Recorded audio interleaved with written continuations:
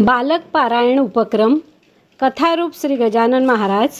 निरूपण श्री मोहन भास्कर वराडपांडे. अभिवाचन सौ मेधा मोहन वराडपांडे. अध्याय दुसरा. माझ्या सर्व बालमित्रांना जय गजानन. मागील रविवारी आपण पाहिलं की श्री गजानन महाराज शेगावी पहिल्यांदा प्रगट झाले. त्यांच्या एकंदर सर्व कृती बघून बंकटलाल व दामोदर पंतांना शंका आली की हा कोणीतरी वेगळा योगी पुरुष असावा. त्यांना नमस्कार करावा असे वाटताच श्री महाराज वायूच्या वेगाने निघून गेले. आता बघूया अध्याय दुसरा. बंकटलाल यांना सारखी सारखी त्या महाराजांची आठवण यायला लागली. कोण असावे ते, कुठून आले असतील, कुठे गेले असतील, चैन पडत नव्हतं. हरवलेलं वासरू जसं आपल्या आईला शोधत असतं तसं बंकटलाल महाराजांना शेगावी शोधत. हे आपण कुणाला सांगावं? आपल्या वडिलांना सांगावं का की नको? काहीच कळत नव्हते बंकटलालांना. सगळं शेगाव शोधून झालं पण नाही दिसले महाराज. त्यांच्या मनाची ही स्थिती वडिलांनी बरोबर ओळखली. त्यांचे नाव होते भवानीराम. न राहावून भवानीराम बंकटलाल यांना म्हणाले, काय झालं बाळा, तू असा उदास का दिसतोस? तुला काही त्रास होतोय का? मला सांग बाळा. काय सांगणार ना बाबांना? काही नाही बाबा, मुळीच काही झालं नाही मला, असं म्हणून बंकटलालांनी वेळ मारून नेली. पण मनातून महाराज जात नव्हते. पुन्हा गावात शोधायला लागले ते महाराजांना. त्यांच्या घराजवळ एक आजोबा राहायचे. त्यांचे नाव होते रामाजी पंत देशमुख. शेवटी न राहून बंकटलालांनी महाराज दिसल्याची सर्व गोष्ट त्या आजोबांना सांगितली. आजोबांनी सर्व ऐकल्यावर आजोबा म्हणाले, बेटा तू सांगतोय यावरून तो कोणीतरी योगी पुरुष असावा. तू भाग्यवान आहेस. पुन्हा कधी भेटले तर मलाही नाही त्यांच्या दर्शनाला. असेच 4 दिवस निघून गेले. मग काय झालं? त्यांच्या गावात कीर्तन होते. गोविंदबुवा टाकळीकर यांचे. ते इतके छान कीर्तन करायचे की साक्षात श्री विष्णुदेव सुद्धा प्रसन्न व्हायचे, अशी त्यांची कीर्ती होती. अशा विद्वान कीर्तनकाराचे कीर्तन, तेही शेगावच्या शिवमंदिरात. मग काय, लोक धावायला लागले मंदिराकडे गोविंदबुवांचे कीर्तन ऐकायला. बंकटलालही निघाले कीर्तन ऐकायला. रस्त्यात त्यांना त्यांच्याच गावातील पितांबर शिंपी भेटला. मग दोघे मिळून निघाले मंदिराकडे. जाता जाता बंकटलाल यांनी महाराजांना आपण कसं पाहिलं, कुठे पाहिलं, मग ते कसे गायब झाले, हे सगळं पितांबरांना सांगितलं. पितांबरही मोठा भाविक माणूस. मंदिराजवळ आले ते दोघे तर काय, मंदिराचे मागील बाजूस फरशीवर तेच महाराज बसलेले. बंकटलालांना खूप आनंद झाला.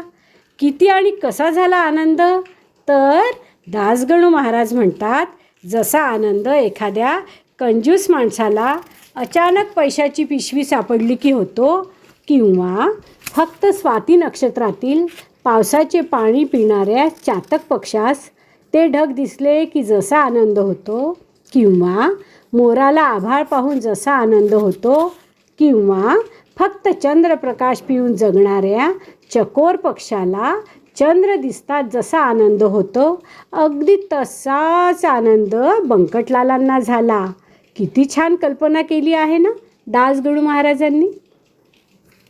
तर ते दोघेही कीर्तनाला न जाता सरळ महाराजांजवळ गेले. थोडे दूरच उभे राहिले आणि महाराजांना नम्रपणे बंकटलाल म्हणाले, महाराज तुमच्यासाठी काही खायला आणू का? महाराज म्हणाले, तुला गरज असेल तर आण झुणका भाकर त्या समोरच्या माळिणीच्या घरून. बंकटलालांनी पटकन अर्धी भाकर आणि झुणका आणला. महाराजांच्या हातावर ठेवला. महाराज खाऊ लागले आणि खाता खाता पितांबराला म्हणाले, हा घे तुंबा, त्या समोरच्या नाल्यावर जा आणि मला ते पाणी आणून दे प्यायला. त्यावर पितांबर म्हणाले, महाराज त्या नाल्यात जास्त पाणी नाही आणि जे आहे ते खूप घाण आहे. नाल्यातून जाणारी माणसं, गुरंढोरं यांनी घाण केले पाणी. दुसरीकडून आणू का मी चांगलं पाणी?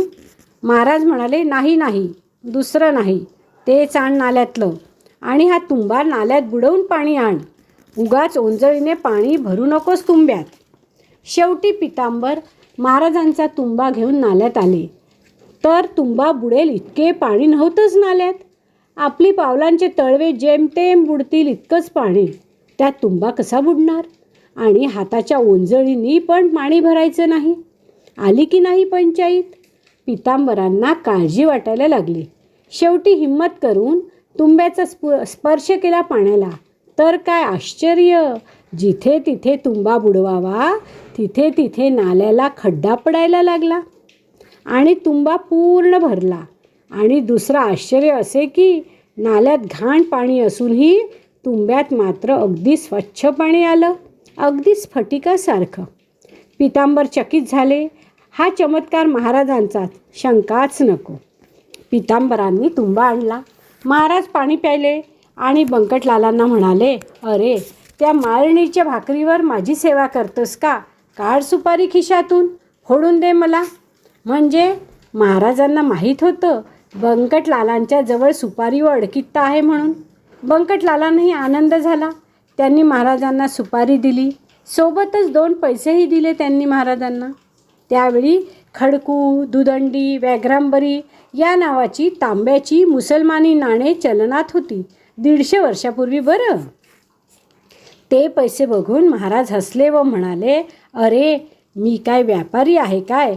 या नाण्यांची मला मुळीच गरज नाही. ही तुमच्या व्यवहारातील नाणी नकोत मला. भाव आणि भक्तीचे नाणे असले तर त्यावर मी संतुष्ट होतो. ते तुझ्याजवळ होते म्हणून मी तुला पुन्हा भेटलो. याचा विचार कर, म्हणजे तुला कळेल मी काय म्हणतो ते. आणि पुढे म्हणाले महाराज, जा आता दोघेही, ऐका कीर्तन. इथेच बसून ऐकतो. मग बंकटलाल आणि पितांबर दोघेही मंदिरात गेले कीर्तन ऐकायला. महाराज मंदिराबागे जमिनीवर कडुलिंबाच्या झाडाखाली बसले होते. बुवांचे कीर्तन सुरू झाले. बुवांनी कीर्तनात जो श्लोक म्हणायला सुरुवात केली त्याच श्लोकाची पुढची ओवी महाराजांनी म्हटली, तेही मंदिराबाहेर बसून. बुवा आश्चर्यचकित झाले. म्हणाले, कोण आहे तिथे? कोणाला माहीत आहे हा श्लोक? कोणीतरी मोठा अधिकारी असावा. जा जा, त्या माणसाला घेऊन या मंदिरात. बंकटलाल आणि सर्व बाहेर आले. गोविंद बुवाही आले. महाराजांना आग्रह करू लागले, मंदिरात चला म्हणून. तुम्हीच तर साक्षात शिवशंकर भोलेनाथ आहात. मंदिराबाहेर देव कसा? देवळात हवा. चला माऊली मंदिरात. पण महाराज उठले नाहीत. उलट गोविंद बुवांना म्हणाले, बुवा, आत्ता तू काय सांगितलंस कीर्तनात की परमेश्वर सर्व जागी आहे, मंदिरात आहे, बाहेर आहे, सगळीकडेच परमेश्वर आहे. मग असा हट्ट का? जे तू सांगतो तसा वाग ना. मंदिरात जा, पूर्ण करा कीर्तन. मी ऐकतो इथेच बसून. कीर्तन संपले. बुवा म्हणाले, जे बाहेर बसले आहेत त्यांना सांभाळा. कोणीतरी मोठा योगी व्यक्ती आहे ते. बंकटलालांना खूप आनंद झाला. त्यांचा अंदाज खरा ठरला. ते महाराज कोणीतरी योगी पुरुष आहे. बंकटलाल घरी आले. सर्व गोष्टी त्यांनी आपल्या वडिलांना सांगितल्या आणि आपल्या वडिलांच्या मागे लागले. बाबा, त्या गजानन महाराजांना आपल्या घरी आणा हो. मग बाबा प्रेमाने म्हणाले, बरं, तूच घेऊन ये त्यांना. बाबांची परवानगी मिळाली. खूप आनंद झाला बंकटलालांना. मग एकदम 4 दिवसांनी एका संध्याकाळचे वेळी बंकटलालांना दिसले अचानक गजानन महाराज शेगावच्या माणिक चौकात. बंकटलाल महाराजांना विनंती करून त्यांना आपल्या घरी घेऊन आले. भवानीराम यांना खूप आनंद झाला. त्यांनी महाराजांना पाटावर बसविले, त्यांच्या पायावर डोके ठेवून नमस्कार केला आणि म्हणाले, संध्याकाळच्या वेळी तुम्ही घरी आलात. तुम्ही साक्षात भोलेनाथ शंकर आहात. यावेळी आपली पूजा करण्यास मिळणे भाग्याचे आहे. आपण इथेच भोजनही करावे. मग भवानीरामांनी महाराजांच्या मस्तकी बेलाचे पान ठेवले, पूजा केली महाराजांची. मग भवानीरामांच्या मनात आले, आपण यांना जेवण करा असं म्हटलं तर खरं, पण स्वयंपाक व्हायला तर अजून खूप वेळ आहे आणि तितका वेळ जर महाराज थांबलेच नाही तर. महाराजांना पाहायला इतके लोक जमले आहेत आपल्या घरी. जाऊ द्या, आपण असं करू, सकाळच्या पुऱ्या आहेत घरी त्याच देऊ. पुऱ्या खराब होत नसतात. असा विचार करून भवानीरामांनी एका ताटात पुऱ्या, खारीक, बदाम, केळी, मोसंबी, मुळा असे जे जे होतं घरात ते वाढलं महाराजांना. महाराजांनी सगळं खाल्लं आणि तिथेच राहिले रात्रभर महाराज. सकाळी महाराज उठल्यानंतर सर्वांनी त्यांना स्नान घातलं. शिकेकाई, साबण आणि सुगंधी द्रव्य वापरले. त्यांच्या आंघोळीला गरम पाण्याच्या 100 घागरी लागल्या बरं. बंकटलाल श्रीमंत होते, कशाचीच कमतरता नव्हती.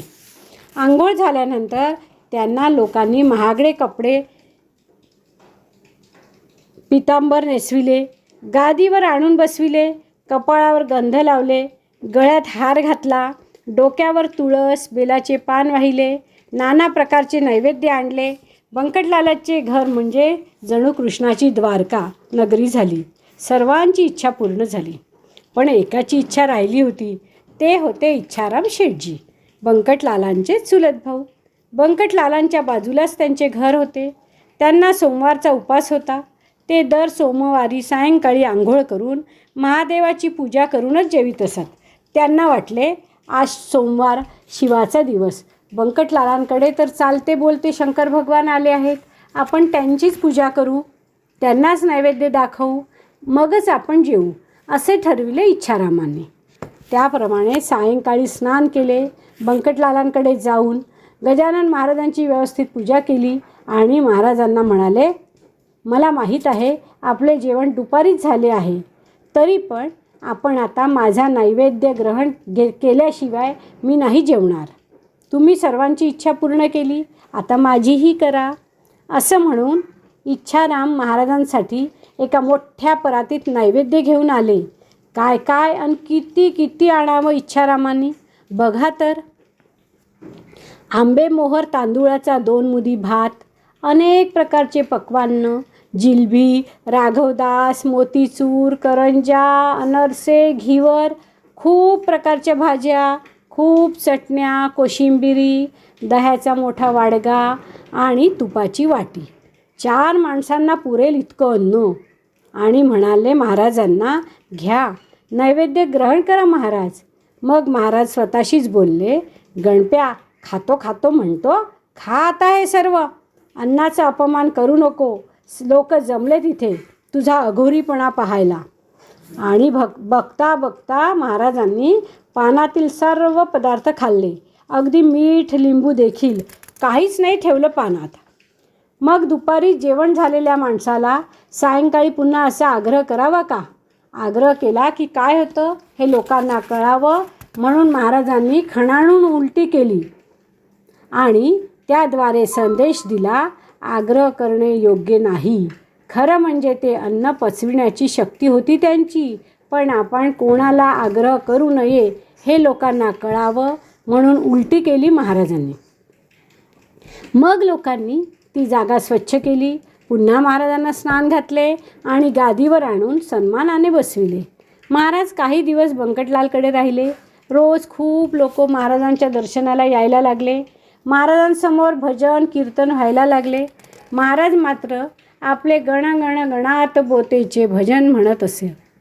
जसे आषाढी एकादशीला पंढरपूरला गर्दी होते, कुंभमेळ्यात गर्दी होते, तशी गर्दी शेगावी बंकटलालांकडे व्हायला लागली. लांब लांबून भक्त येत होते. महाराजांची दिनचर्या एकसारखी कधी नव्हती. कधी महाराज कोणाकडे मंगलस्नान घेत, तर कधी कोणत्याही हाळात म्हणजे टाक्यात आंघोळ करीत, कधी कुठलेही गढूळ पाणी पीत.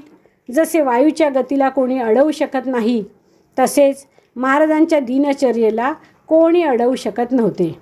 आता पुढील गोष्ट पुढील रविवारी 3ऱ्या अध्यायात. तोपर्यंत जय गजानन.